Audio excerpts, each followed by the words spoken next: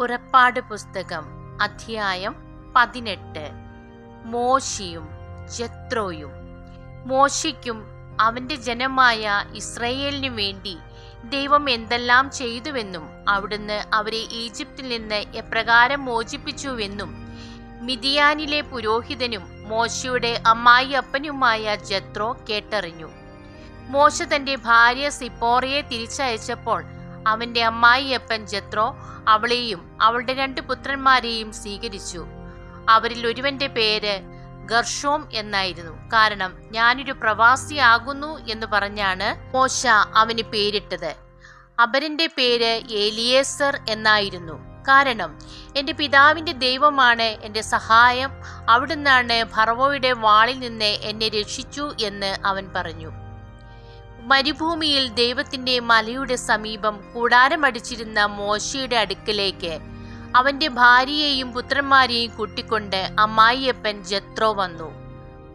ഒരുവൻ വന്ന് മോശയെ അറിയിച്ചു, നിന്റെ അമ്മായിയപ്പൻ ജെത്രോ നിന്റെ ഭാര്യയോടും അവളുടെ 2 പുത്രന്മാരോടും കൂടെ വന്നിരിക്കുന്നു. മോശ ഉടനെ തന്റെ അമ്മായിയപ്പനെ സ്വീകരിക്കാൻ പുറത്തേക്ക് വന്നു. അവൻ ജെത്രോയെ നമസ്കരിക്കുകയും ചുംബിക്കുകയും ചെയ്തു. കുശല പ്രശ്നത്തിന് ശേഷം അവർ കൂടാരത്തിനുള്ളിലേക്ക് പോയി. ഇസ്രയേൽക്കാർക്ക് വേണ്ടി ഫറവോയോടും ഈജിപ്തുകാരോടും കർത്താവ് ചെയ്ത കാര്യങ്ങളും വഴിയിൽ വെച്ച് തങ്ങൾക്ക് നേരിട്ട പ്രയാസങ്ങളും കർത്താവ് നൽകിയ സംരക്ഷണവുമെല്ലാം മോശ അമ്മായി അപ്പനോട് വിവരിച്ചു പറഞ്ഞു. കർത്താവ് ഈജിപ്തുകാരിൽ നിന്ന് ഇസ്രയേലിനെ മോചിപ്പിച്ച് അവർക്ക് ചെയ്ത നിരവധി നന്മകളെക്കുറിച്ച് ജെത്രോ ആഹ്ലാദിച്ചു.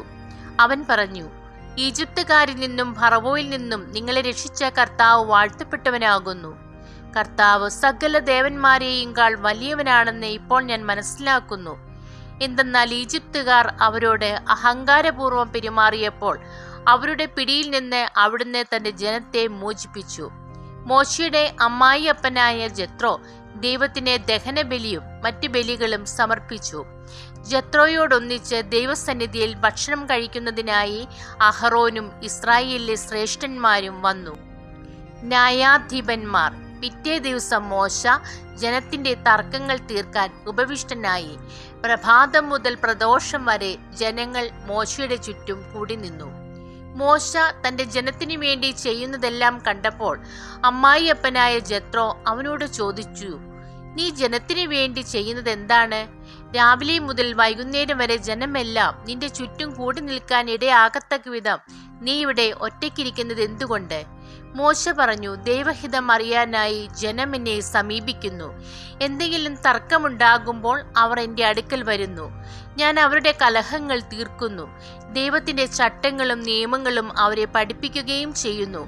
അപ്പോൾ അവൻ പറഞ്ഞു, നീ ചെയ്യുന്നത് ശരിയല്ല. നീയും നിന്റെ കൂടെയുള്ള ജനങ്ങളും ക്ഷീണിച്ച് വിവശരാകും. ഇത് ഭാരമേറിയ ജോലിയാണ്.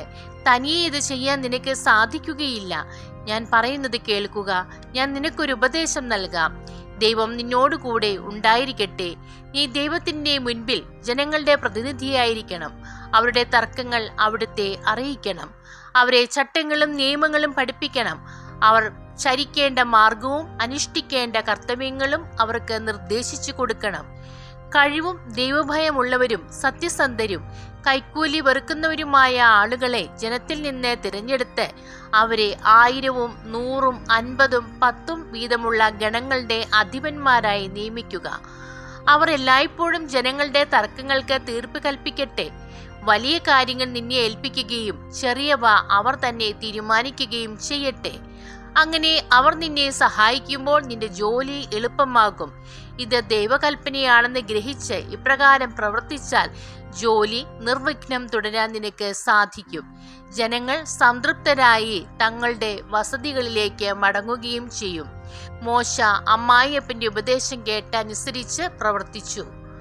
മോശ ഇസ്രയേൽക്കാരിൽ നിന്ന് സമർത്ഥരായ ആളുകളെ തിരഞ്ഞെടുത്ത് 1000ഉം 100ഉം 50ഉം 10ഉം വീതമുള്ള ഗണങ്ങളുടെ മേൽ അവരെ അധിപന്മാരായി നിയമിച്ചു. അവർ എല്ലായ്പ്പോഴും ജനങ്ങളുടെ ഇടയിൽ നീതി നടത്തി. സുപ്രധാനമായ കാര്യങ്ങൾ മോശയെ ഏൽപ്പിച്ചു. ചെറിയ കാര്യങ്ങൾ അവർ തന്നെ തീരുമാനിച്ചു.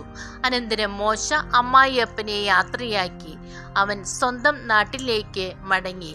ദൈവമേ, സ്തുതി അങ്ങേക്ക് യോഗ്യമാകുന്നു.